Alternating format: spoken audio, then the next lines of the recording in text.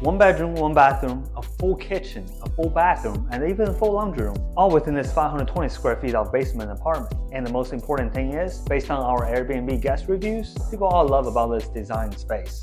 So how do we cram all of these into this 520 square feet of space in a basement and on a budget? Well, let me show you. First thing first, a separate entrance is very important. I don't care how close you are with your friends, family, or guests, they all have one thing in common. They all want their own privacies. So think of this like an apartment building. You guys can be living in the same building, but it needs to be separate units. Alright, living room, kitchen. Because we only have 520 square feet to work with, so we need to be very smart with our design and layout. We combine the living room and the kitchen into one room and put all the kitchen cabinets and all the necessary appliances on in one wall. Note that I said necessary. Why? Well, whenever your friends, family, or guests come and visit, they usually go out to eat or get pizza. And come on, you can survive without dishwasher. And for the garbage disposal, we didn't want to tempt anyone with the assumption that they can just throw whatever they want down in the sink and grind it up with the garbage disposal, potentially clog the drain. I own almost 100 doors of rentals, and most of them do not have garbage disposals. They clog and they break.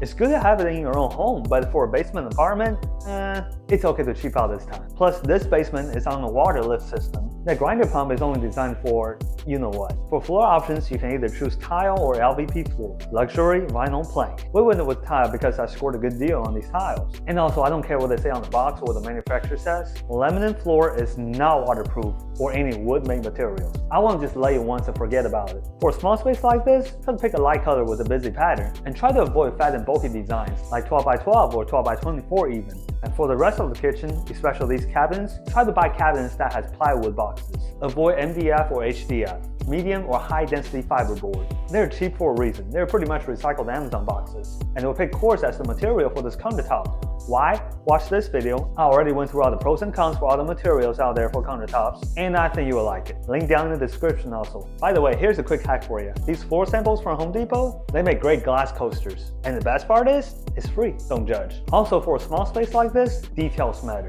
We used 4-inch recessed lights instead of 6-inch recessed lights, and we put them all the way in the corner of the rooms to make the room seem bigger visually. Maximize your floor space visually as well, like having a floating TV console, a wall coat hanger, or a table with a skinny chicken legs, like one of those frat boys that will go to gym every day only hitting chest and arms. You know what I'm talking about. Adding some small details like some fake plants, smaller size wall decors, and pictures, lighter color furniture and window treatments. Yes, even a lighter color couch.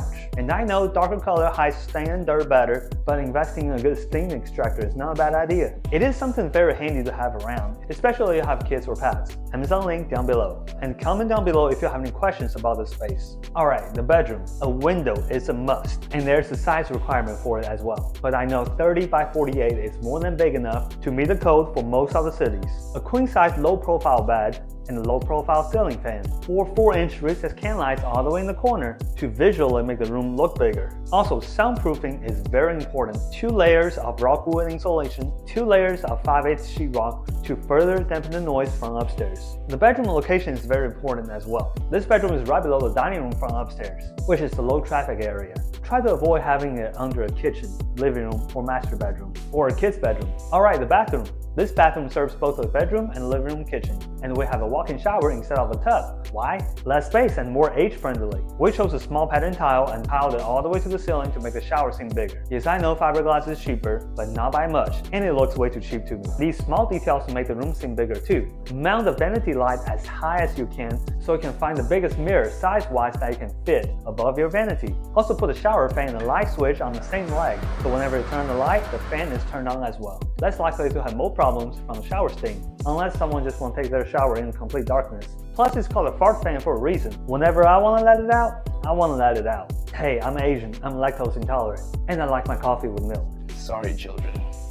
And for the laundry, I highly suggest you to add one. It's a lot cheaper to add one during the construction phase. If you ever decide to rent this space out for long-term conventional tenants or doing Airbnbs, this is a great feature. Nobody likes to go to a laundromat unless you own a laundromat. And especially it can attract more mid and long-term guests from Airbnb. And let me tell you this, renting it out on Airbnb for mid and long-term while charging them for a short-term rental rate, that's where the money is at these days. My wife and I made over $30,000 last year by using this strategy with this 520 square foot basement that normally would just sit there and hoard junks. It's a great way to cover part of your mortgage, lower your housing expense, and make the housing a little more affordable these days. You know, you gotta do what you gotta do. Or it's just a great guest suite for family visit. If you wanna know how much we spent building this space, how we built it, and all the secrets and science behind it, watch this video.